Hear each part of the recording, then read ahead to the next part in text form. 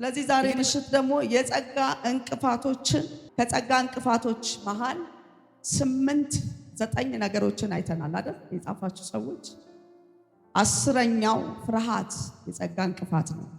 ለምትጽፉ ሰዎች ፍርሃት የጸጋ እንቅፋት ነው። ከጸጋ እንቅፋቶች መሃል ባለፈው ምን አይተናል? ዝሙት የሚያስጥለን ነገሮችን አይተናል። በዝሙት የተያዘ ሰው ብዙ ነገሩን እንደሚያጣ አይተናል። ዛሬ ደግሞ ከዝሙት ወጣ ባለ መንገድ ደግሞ ፍርሃት የጸጋ እንቅፋት ነው። የእግዚአብሔርን ቃል ሁላችንም ሉቃስ ወንጌል 23 ከቁጥር 50 እስከ 56 ያለውን እናወጣለን። በጌታ በኢየሱስ ስም አነባለሁ። እነሆ በጎና ጻድቅ ሰው የሸንጎ አማካሪ የሆነ ዮሴፍ የሚባል ሰው ነበረ።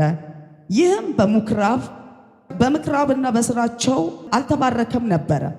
አርማቴውም ከምትባል ከአይሁድ ከተማ ሆኖ እርሱ ደግሞ የእግዚአብሔርን መንግሥት ይጠብቅ ነበረ። ደግመዋለሁ።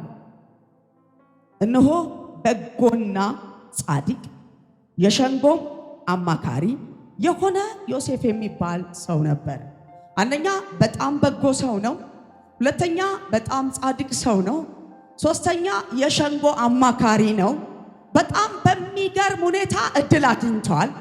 እድል ያገኘው ኢየሱስ አምላካችንን በጲላጦስ ፊት በሚቆም ፊት በሸንጎ ፊት በሚያቆሙ ሰዓት ከሸንጎ መሃል አንዱ መሪ ነበረ። የአርማቴው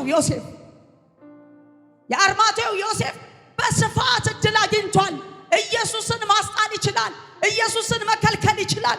እንዳይሰቅሉት፣ እንዳይገርፉት፣ እንዳይገሉት መከልከል ይችላል። ግን ባለጸጋ ነው፣ አማካሪ ነው። እንደገና ደግሞ እግዚአብሔርን የሚፈራ ሰው ነው። ዮሐንስ ወንጌል ሲጽፈው ምን አለ መሰለ? ከደቀ መዛሙርቶች ወይንም ከሐዋርያቶች እንዳንዱ የሚቆጠር ሰው ነው።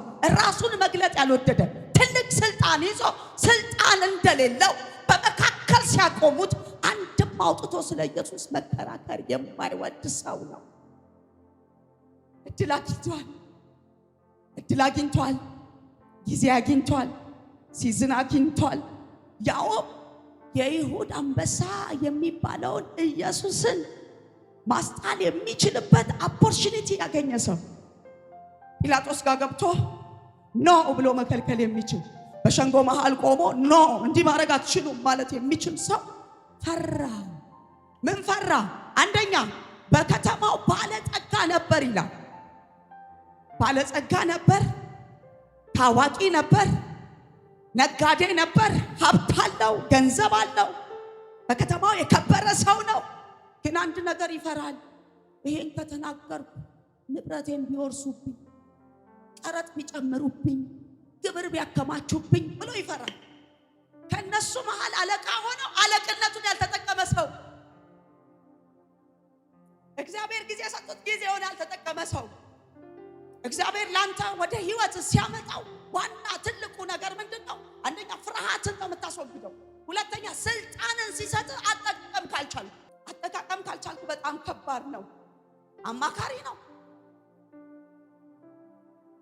አማካሪ ሆኖ ሳለ ሸንጎ መሃል ብዙ ነገር መስራት እየቻለ ያልቻለ ሰው፣ ከሰባዎቹ አንዱ እሱ እኮ ነው። አንተ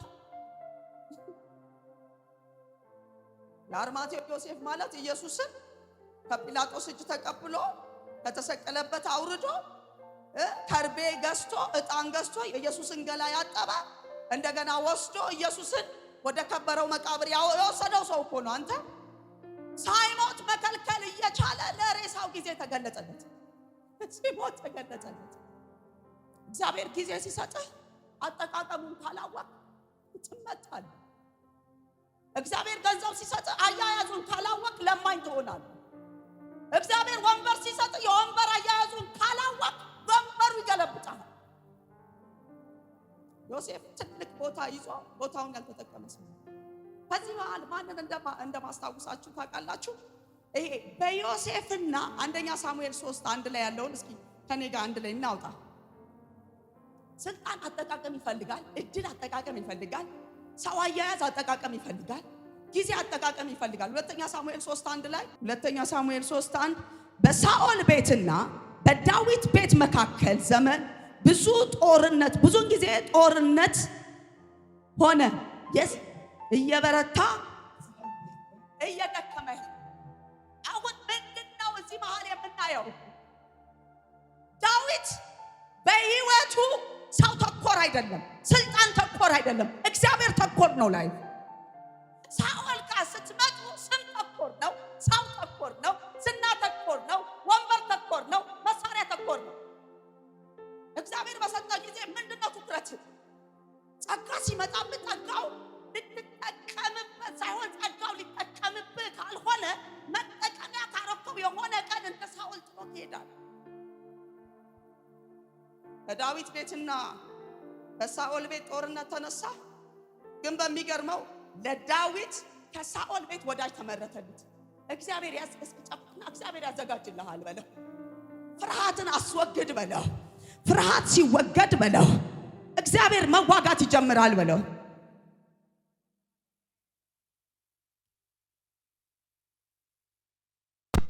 ከሳኦል ቤት ለዳዊት አንድ ወዳጅ ተመሰረተለትና በሆነ ወቅት ስብሰባ ነበራቸው ለ3 ቀን። የ3 ቀን ስብሰባቸው ላይ ዮናታን ሄደና ይሄን ስብሰባ እንዳትገኛለን፣ እኔ እናንተ በሙድ አውርተናል፣ ቀስ ብለህ ቅር ሽሽ። 3ቱን ቀን ስብሰባ ላይ ሳኦል ዳዊትን ያጣውና እኔ ምላችሁ የእሴይ ልጅ ዳዊት ወዴት ሄደ? 3ቱም ቀን ስብሰባችን ላይ አልተገኘም። ምንድነው የተፈጠረው ነገር ሲል ዮናታን ብድጋለና አባቴ በጣም ሶሪ ያለው ሬስ እንዲያደርግ በቃ ሪላክስ እንዲያደርግ እኔ ነኝ የፈቀድኩለት አለ። የፈቀደለት ሪላክስ እንዲያደርግ አይደለም፣ እያሸሻው ነው። ለተሰጣችሁ ጸጋ ታማኝ ስትሆኑ ከጠላት መንደር ከልካይ ይላክላችሁ። የዳዊት ጀግንነት በምድረ በዳ ያሰለጠነው አምላኩን ብቻ ስለሚጠማ የሚሰማው አምላኩን ነው። ህዝብ አይሰማም። ዳዊት የሚሰማው የምድረ በዳ ጓደኛውን ነው፣ የከተማ ሰዎችን አይሰማም። ዳዊት ከዛ የተነሳ የዳዊት ቤት እየበረታው ንግግሩ ከእግዚአብሔር ጋር ነው። የሳኦል ቤት የደከመው ንግግሩ ከሰዎች ጋር ነው። የብርጌድ መሪ ያማክራል፣ ጦር አማካሪ ያማክራል፣ ዕውቀት ያለውን ያማክራል። ጸጋ በዕውቀት አይመራም። ጸጋ የሚመራው በመንፈስ ነው። ሌላ ታዳቦ ሰባ ያከበው ጨብጥና በዕውቀት ሳይሆን በጸጋ ቀጥል በለው። በእናት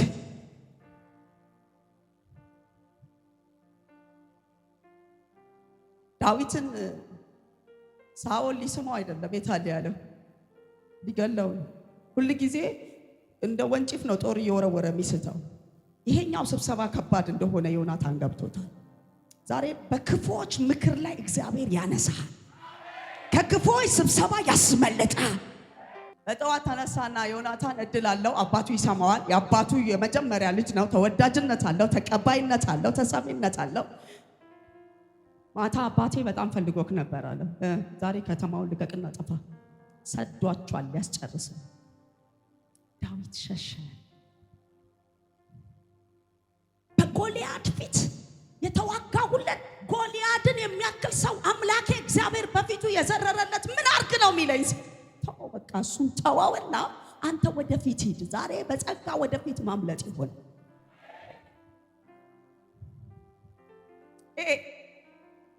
እንዲህ ሰርቼ እያልክ ጊዜ አትውሰድ ነው ዮናታን። እንዲህ ሰርቼ እንደዚህ አድርጌ እንደዚህ ተዋግቼለት ጎልያድን ዘርሬለት ብዙ ሰልፍ ተሰልፌለት ይሄ ሰውዬ መቼ ነው ከኔ ላይ የሚወርደው? ለምንድን ነው የማይተወኝ ሲል ዳዊት እንደሱ አይደለም ጉዳዩ አለ። ጉዳዩ የመዘረርና የማዘረር ጉዳይ ነው። ጉዳዩ የወንበር ጉዳይ ነው አለ። ስለዚህ አባቴ ያውቃል እንደምትከብር አለው። ንጉስ እንደምትሆን ከሱ ቀጥሎ ንጉስ እንደምትሆን በደንብ አውቋል። ለዛ ነው የሚያሳድደው። ጠላቶችን እንደምትበልጣቸው ታውቅ ነው የሚያሳድዱ። አብረሃቸው መንደርቴና ቡና አንቃራሪ ስትሆን ማንም አይነካ። ወደ ክብር ማማ ላይ ስትወጣ ሊያሳድዱ ይማከሩብሃል፣ ይፈተፍቱብሃል፣ ይፈራረሙብሃል። ሰማይ ግን ያስመልጣል። በ127 ሀገር ላይ ከነዛ ከ127ቶቹ መሃል አንዱ ዳንኤል ነው። ዳንኤል እድል አግኝቷል ወንበር መያዝ። እዚህ ጋር ማን ነው ወንበር ያዘው? ዳዊት ነው። ለዳዊት ማን ተነሳ? ሳኦል ተነሳ። ዳንኤል ደግሞ ወንበር ባገኘ ጊዜ ለማን ተነሳ? ለሲድራቅ፣ ለሚሳቅ፣ ለአብዱናጎር ተነሳ። እግዚአብሔር ወንበር ሲሰጥ እውነት የተደበቀበትን እያየህ አትለፍ። እግዚአብሔር ጊዜ የሰጠ ለእውነተኞች ነው ያስቀመጠ። እግዚአብሔር ያስቀመጠ የተገፉትን እንድትታደግ እንጂ በተገፉት ላይ እንድትሳለቅባቸው አይደለም። ዳንኤል ገባና ወደ ንጉሱ ስለ ሲድራቅና ስለ ሚሳቅ ስለ አብዱናጎር መረጃ አስገባ። ንጉሱ እነዚህ ሶስቱ ጓደኞቼ በጽድቅ ነው የሚቀጥሉት፣ እኔ ባለሁበት ጊዜ አለ። ያችሁ እግዚአብሔር ጊዜ ሲሰጣችሁ ጊዜን አታስሩጡ፣ እድልን አታስመልጡ። እግዚአብሔር ጊዜ ከሰጠ በስራ ተጠቀም። መርዳት ያለብህን እየረዳ፣ ማገዝ ያለብህን እያገዝ፣ መጸለይ ያለብህን እየጸለይክ፣ ማንሳት ያለብህን እያነሳ፣ ገንዘብህን አካውንት ውስጥ እያከማቸ ራብተኛ እያየ እግዚአብሔር ይስጥልኝ አትበል። መስጠት ላለብህ እያየ ስጥ። እግዚአብሔር የሰጠ እንድትጠቀምበት ነው፣ እንዲጠቀምብህ አይደለም። ቀጥሎ ወደ አስቴር ስትመጣ አስቴር እድሉን አገኘች። ያው የአርጤክሲስ ሚስት ሆና ገባች። መርዶክዮስ እንግዲህ እድል አግኝተሻል፣ ጊዜ አግኝተሻል፣ ወንበር አግኝተሻል፣ አገርሽን አስቢ። አንቺን ቢብቲ እንኳን መዳን ለአይሁድ ከሌላ ስፍራ ይሆናል፣ ግን ጊዜ አግኝተሻል አላት። እንግዲያውስ ግቢ ካልከኝ አለች አስቴር። ግቢ ካለች 3 ቀን ጾምና ጸሎት ያዙልኝ፣ ንጉሱ እንዳይገለኝ፣ ስለ ምድሬ ስለ ሀገሬ ገብቼ እዛው ቀርቼ ሞቼ እንዳልቀር ግባና ንገርልኝ፣ ለእግዚአብሔር ጾም ጸሎት ግባልኝ አለች። መርዶክዮስም በምድሩ ላይ የ3 ቀን ጾም ጸሎት አወጀ። የሐማን አዋጅ ሊገለብጥ እግዚአብሔር ከነሱ ጋር ስለነበረ ዛሬ ምሽት እግዚአብሔር ከሐሳባቸው ይቀድምልሃል። እነሱ ጾም ጸሎት ገብተው እያለ ንጉስ ወደ እልፍኙም ሳትገባ ከወለል በታች አያት ይላል። ይዛ የቀረበችው የሀገሯን ጉድ ስለሆነ ስለ ሀገሯ ይዛ እድሏን በሀገሯ ላይ ልትሰራ ስለወደደች፣ ሀገሯን ልታስመልጥ ስለፈለገች፣ ስለ ሀገሯ ምጥ ስላለባት እግዚአብሔርም ከሷ ጋር እንደነበረው የምታየው ከወለል በታች አያት። አስቴር ምን ሆነሻል? ምን እንዳደርግልሽ ነው የምትፈልጊው? ስለ ህዝቧ ነገረችው። የወርቁንም ዘንግ ሰጣት። ዛሬ ምሽት በተሰጠ ጊዜ ዋናው ይሰጣል። ስለ ጊዜ ነው ያወራው፣ ስለ ፍርሃት ነው። ፍርሃት ከህይወት የሚወጣው እግዚአብሔር በትክክለኛው ሰዓት ሲመጣ፣ እግዚአብሔር በትክክለኛው ሰዓት ወንበር ሲሰጥ፣ እግዚአብሔር በትክክለኛው ሰዓት ህዝብ ሲሰጥ፣ አጠቃቀሙን ካወቅ ስልጣን ይቀጥላል። ስለዚህ በጣም የሚገርመኝ የዚህ የዮሴፍ ታሪክ ከሚገርመኝ ነገር ኢየሱስን ባስገቡት ጊዜ እረፉ ማለት ይችላል፣ ግን ፍርሃት አለበት። ይገሉኝ ይሆን? ንብረቴን ይወርሱብኝ ይሆን? ግብር ይጨምሩብኝ ይሆን?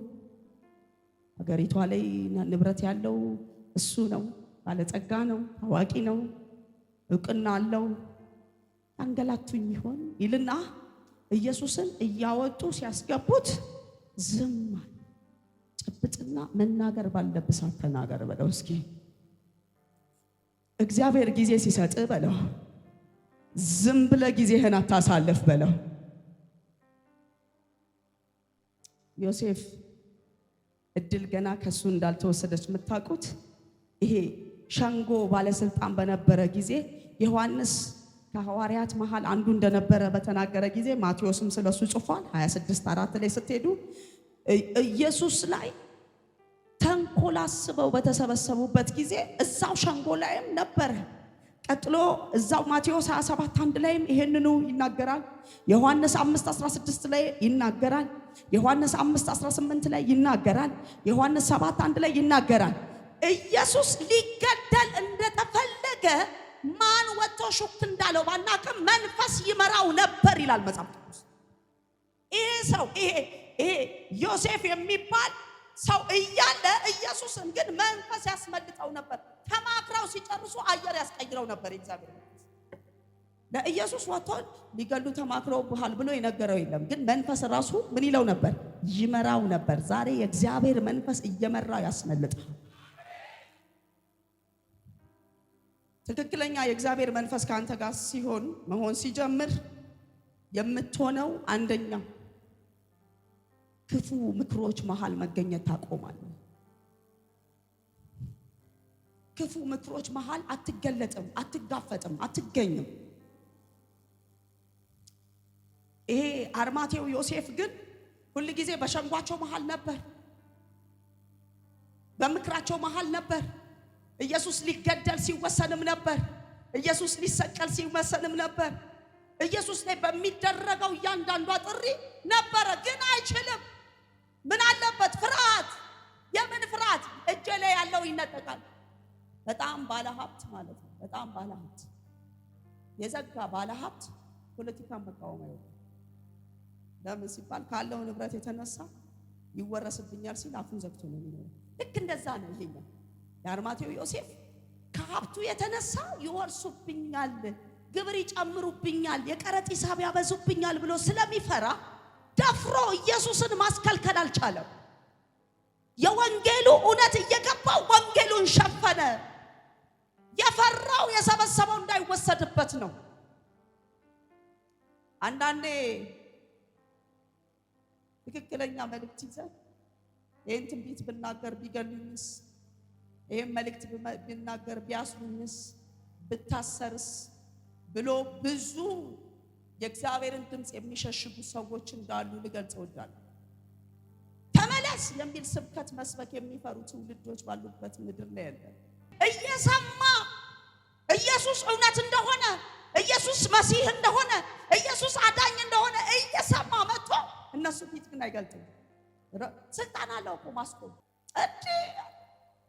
ሀብቴ ቢነጠቅስ፣ ያስገድሉኝስ፣ በጭራሽ አልተነፍስም አለ። መናገር እየቻለ ዝም አለ ስለ ኢየሱስ። እና በጣም የገረመኝ በዚህ መሃል በጣም ከሚያስደንቀኝ እነዚህ አራቱ ለምጻሞችን ታውቃላችሁ? ከእስራኤል ድንበር በታች በኩል ቁጭ ያሉት ወደዛ ከተማ ብንገባ ለምጻም ነን ተከልክለናል አሉ። ሶርያውያን ወደዛ ከተማ ብንገባ ተከልክለናል፣ ለምጻሞች ነው። ግን ወደዛም ከገባን ደግሞ እዚህ ከቆየን ደግሞ ረሃብ ይገለናል። ምንድነው ሚሻለን ብለው ወሰዱ። አንድ ድፍረት ገባባቸው፣ አልፎ ሰንጥቆ መግባት። ይሄ ቃል ያለው ሁለተኛ ነገሥት 7:4 ላይ ነው። ሰንጥቀው ገቡ። ሲገቡ እግዚአብሔር የአራቱ ኮቴ እንደ ብዙ ሺህ ኮቴ አደረገ ይላል። በዛ ምድር ያሉ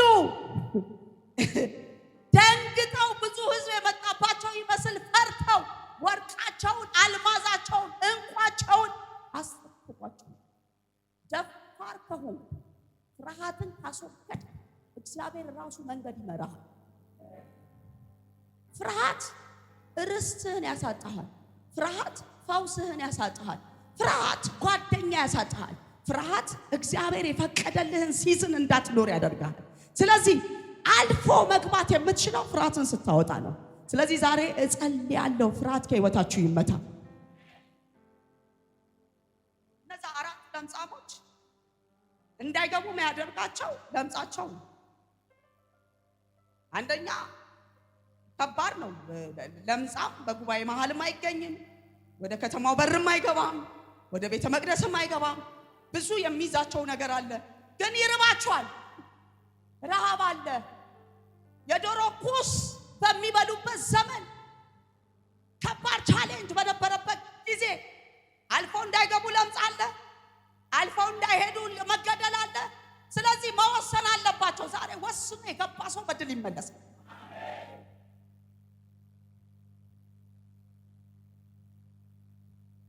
ስለዚህ ዛሬ ምሽት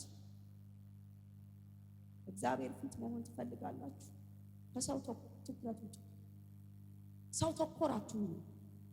ሳኦልና ዮሴፍ ፊት፣ ሳኦልና ዳዊት መሃል ከባድ ጦርነት ቢኖርም ድሉ የዳዊት የሆነው ሰው ተኮር አይደለም። ዳዊት ሰው ተኮር አገልግሎት አቁም።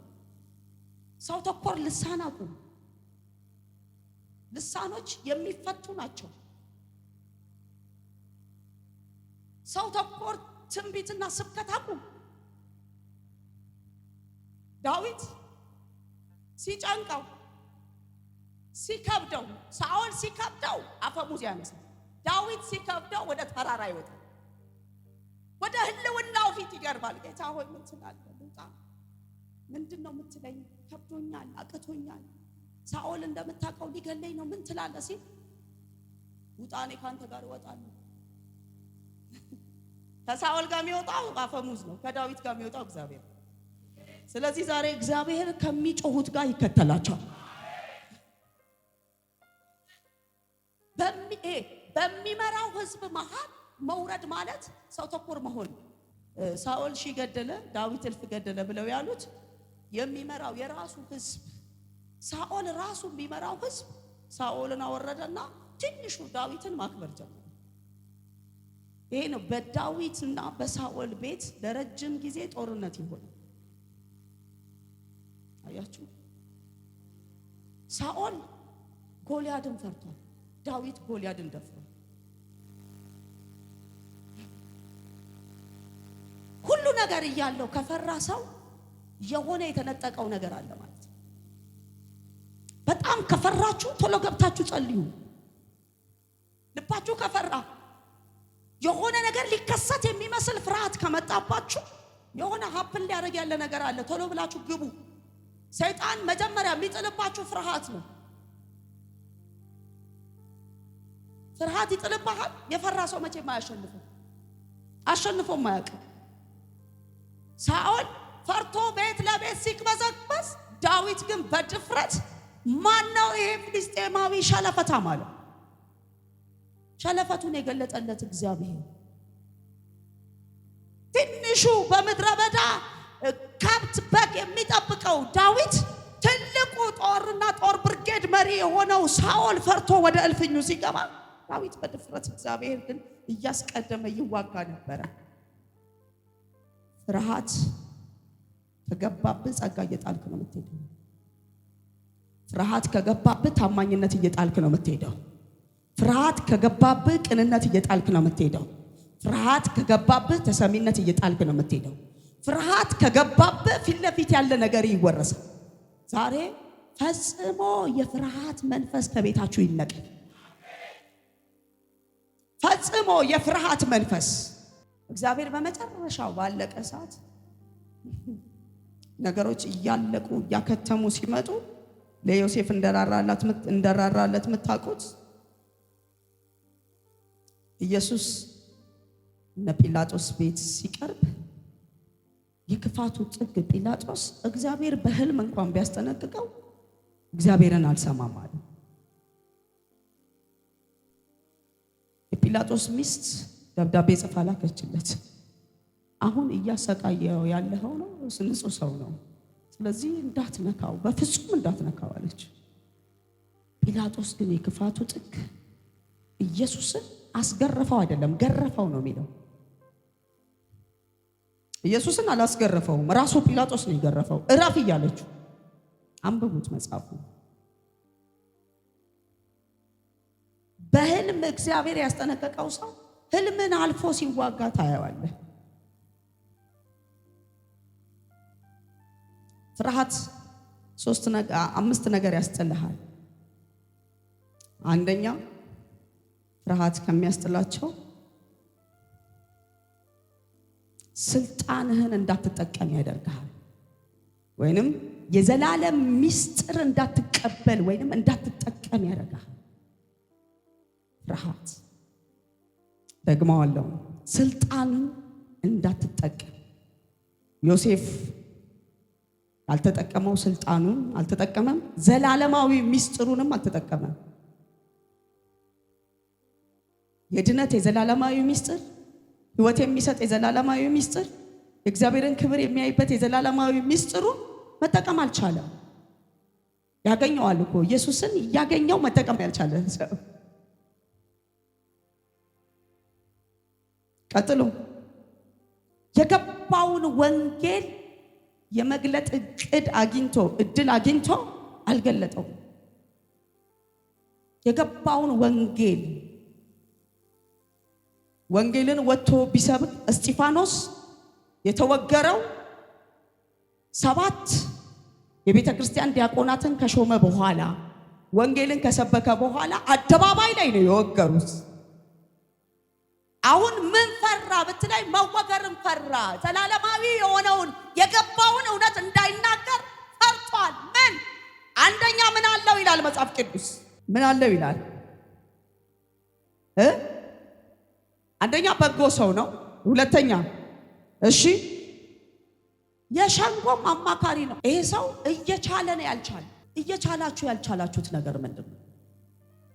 አቅም አላችሁ፣ ጉልበት አላችሁ፣ ለመምከር አቅም አላችሁ፣ ለመገሰጽ አቅም አላችሁ፣ ለማባረር አቅም አላችሁ፣ ብዙ ነገር መስራት ትችላላችሁ። ግን አቅም ያጣችሁበት ጉዳይ ምንድነው? እየቻላችሁ ባልቻላችሁት ነገር እግዚአብሔር አቅም ይሰጣችኋል። ሁለተኛ ባለጸጋነቱን አልተጠቀመበትም። ማቴዎስ 27 ከቁጥር 57 ላይ ይናገራል። ባለጸጋነቱን አልተጠቀመበትም። ለምሳሌ ኢየሱስን በገንዘብ የሚያገለግሉት እነ ማርያም፣ እነ ሶስና አይደለ፣ እነ ሰሌሜ፣ እነዚህ ኢየሱስን በገንዘብ ያገለግሉት ነበር። ይሄ ሰው በባለጸግነቱ ያልተጠቀመበት ገንዘብ በሚሰጥበት ቦታ አልሰጠም።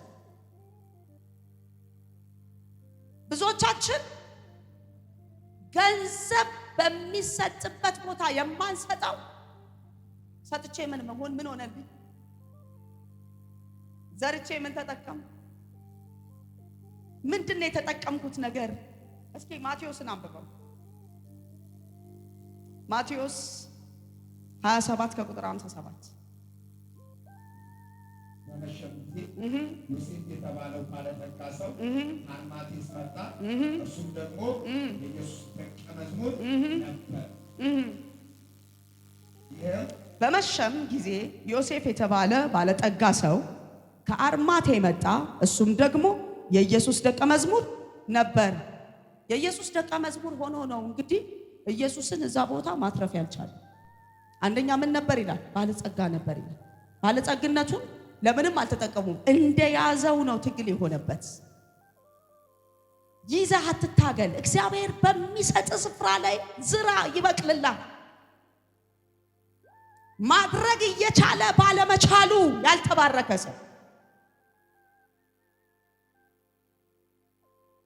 በዛ ላይ ይሄ ሰው የተፈጠረበት ሰፈር በሰፈሩ አልተጠቀመም። ሉቃስ 23:51 ዮሴፍ ከአርማቴስ ነው የተፈጠረው። አርማቴስ ደግሞ ሳሙኤል የተወለደበት ሰፈር ነው። የነ ሳሙኤል ሰፈር ነው የተፈጠረው። ሉቃስ ወንጌል ላይ ታገኙታላችሁ 23:51 ላይ እነ ሳሙኤል ሰፈር የተፈጠረ ሰው ግን እንደ ሀገሩም አልተጠቀመባትም። የአርማቴ የሳሙኤል ሰፈር ከነ ሳሙኤል ሰፈር የወጣ ከቄሶች ሰፈር የወጣ ከካህናት ሰፈር የወጣ ሳሙኤል ማለት ሳኦልንና ዳዊትን የቀባ ሳሙኤል ሁለት ነገስታትን የቀባ ከዛ ሰፈር የወጣ ሰው ነው። እንደገና በጣም በሚገርም ጉዳይ ውስጥ እጅግ ከባድ ከሆኑ ከተማዎች ውስጥ የወጡ ሰዎች ሲጠቀሱ ሰፈራቸው ነው ቶሎ የሚጠቀሰው። የወጣው ከዚህ ሰፈር፣ የተወለደው ከዚህ ቤተሰብ፣ የመጣው ከዚህ ቤተሰብ ይባላል። ይሄ ሰው በሰፈሩ እንኳን ኮንፊደንስ የለውም መስራት እየቻለ። በመጨረሻው ግን ስድስተኛ የመጨረሻ እድል ታገኛለህ። ባልተጠቀምክባቸው ዘመናቶች የምትካስበት እድል።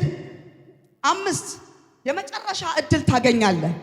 ዮሐንስ 19:31 የመጨረሻ እድል።